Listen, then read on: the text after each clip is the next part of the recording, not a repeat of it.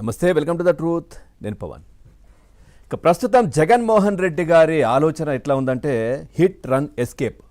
ఇదే జగన్మోహన్ రెడ్డి గారి విధానం అంటూ ముఖ్యమంత్రి చంద్రబాబు నాయుడు గారు కూడా నిన్న మాట్లాడడం జరిగింది. అంటే రాష్ట్రంలో జరుగుతున్న పరిణామాలు మనం చూస్తూ ఉన్నాం. అంటే ఒకవైపు కులమతాల మధ్య చిచ్చు పెట్టేటటువంటి ఒక కుట్రలు ఏ విధంగా జరుగుతున్నాయో దాన్ని ఇంటెలిజెన్స్ పోలీసులు కూడా భగ్నం చేస్తూ ఉన్నారు. అదేవిధంగా ప్రాంతాల మధ్య చిచ్చు పెట్టడం, ఇట్లా ప్రతి ఒక్కటి కూడా జరుగుతున్నటువంటి పరిస్థితి. పూర్తిగా తీగ లాగితే డొంకంతా కదిలినట్లు జోసెఫ్ అలియాస్ రావణ్ కేసులో సరికొత్త కుట్రలు అయితే బయటపడతా ఉన్నాయి. ఇది ఉప ముఖ్యమంత్రి పవన్ కళ్యాణ్పై అసభ్య వ్యాఖ్యలు చేయడానికి పరిమితం కాదు. హిందూ మతాన్ని, సనాతన ధర్మాన్ని దూషించడంతో ఆగిపోలేదు. దీని అంతిమ లక్ష్యం ఒక్కటే: కులాల మధ్య చిచ్చు పుట్టించి, మతాల మధ్య మంట రాజేసి, జనాన్ని విభజించి రాష్ట్రంలో అశాంతి, అస్థిరత సృష్టించడమే. ఇక జగన్ కోటరీతో పాటు చంద్రబాబును రకరకాల కారణాల వల్ల వ్యతిరేకించేవారు దీనికోసం ఒక్కటైనటువంటి పరిస్థితి. అంటే ఇప్పుడు ఇదంతా వీళ్ళందరూ ఒక్కటయ్యారు. అంటే శత్రువుకు శత్రువు మిత్రుడు అని చెప్పినట్టుగా ఈ శత్రువులంతా కూడా ఒక్కటై రాష్ట్రాన్ని అస్థిరపరచాలి, రాష్ట్రంలో ఏదో కుట్ర చేయాలి, ఇక్కడ పెట్టుబడులు రాకుండా చేయాలి, కూటమి ప్రభుత్వాన్ని విచ్ఛిన్నం చేయాలి. ఇదే వారి ప్రధాన లక్ష్యం. ఇక ముఖ్యంగా దీంట్లో బచ్చలకూర జోసెఫ్ అలియాస్ రావణ్ కేసు దర్యాప్తులో లోతుల్లోకి వెళ్లే కొద్దీ ఈ నెట్వర్క్ బయటపడుతోంది. జోసెఫ్ రావణ్ వీడియోల వెనుక సైద్ధాంతిక, రాజకీయ కోణాలు లేవని, రాష్ట్రాన్ని అస్థిరపరిచే కుట్ర దాగి ఉందని పోలీసు వర్గాలైతే చెప్తా ఉన్న పరిస్థితి. ఇక వైసీపీ వర్గాలతో పాటు కొందరు రిటైర్డ్ ఐపీఎస్లు, ఐఏఎస్లు ఈ కుట్రలో భాగస్వాములు కావడం మనం చూస్తూ ఉన్నాం.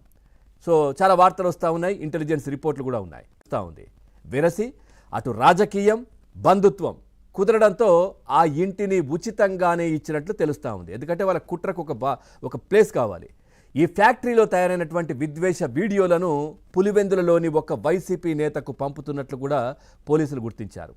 అలాగే జగన్ లా కోటరీలోని ఒక కీలక వ్యక్తి కుటుంబ సభ్యుడికి వెళ్తున్నాయని కూడా తేల్చారు.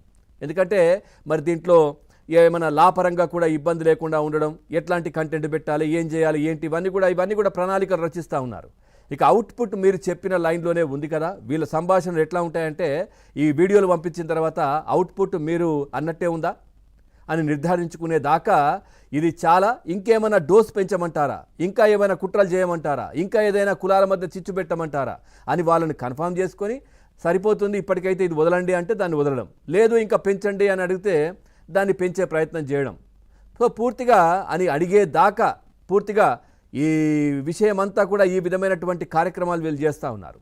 అట్లాగే రావణ్పై ఉపా కేసు పెట్టి అరెస్ట్ చేసిన తర్వాత ఈ తతంగం వెనుక ఇంకా ఎవరెవరున్నారే కోణంలో పోలీసులు దర్యాప్తు చేస్తున్నారు. వీళ్ళకి ఫండింగ్ చేస్తున్నది ఎవరు, డబ్బులు ఎవరు వీళ్ళకి ఇస్తూ ఉన్నారు, ఎక్కడ ఈ కుట్రలకు కేంద్రం ఎక్కడ ఉంది, దీని వెనకాల ఎవరెవరు ఉన్నారు, ఇవన్నీ కూడా బయటకు తీస్తూ ఉన్నారు.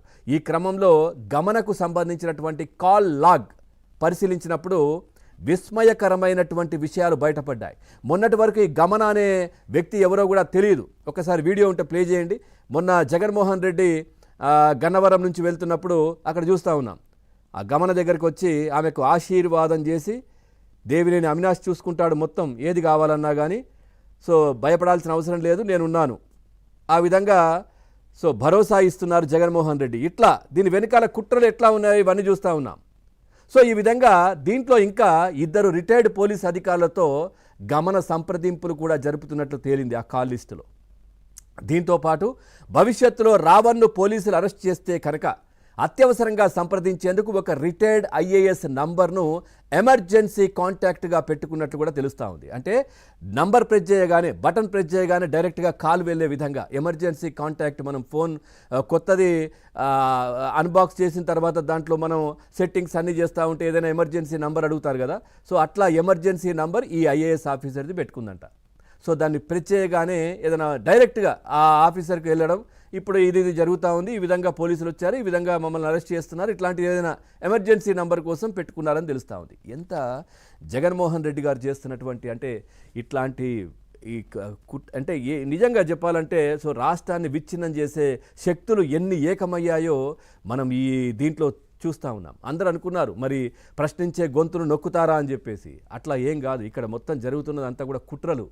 పూర్తిగా కులమతాల మధ్య ప్రాంతాల మధ్య చిచ్చు పెట్టేటటువంటి కుట్రలు జరుగుతూ ఉన్నాయి. చాలా పెద్ద ఎత్తున కుట్రను పోలీసులు భగ్నం చేశారని కూడా చెప్పుకోవచ్చు. ఈ రావణ్ అరెస్ట్ తర్వాత చాలా పెద్ద విస్ఫోటనం నుంచి కూడా రాష్ట్రాన్ని కాపాడారు పోలీసు యంత్రాంగం అని కూడా చెప్పుకోవచ్చు ఈ రావణ్ అరెస్ట్ తర్వాత.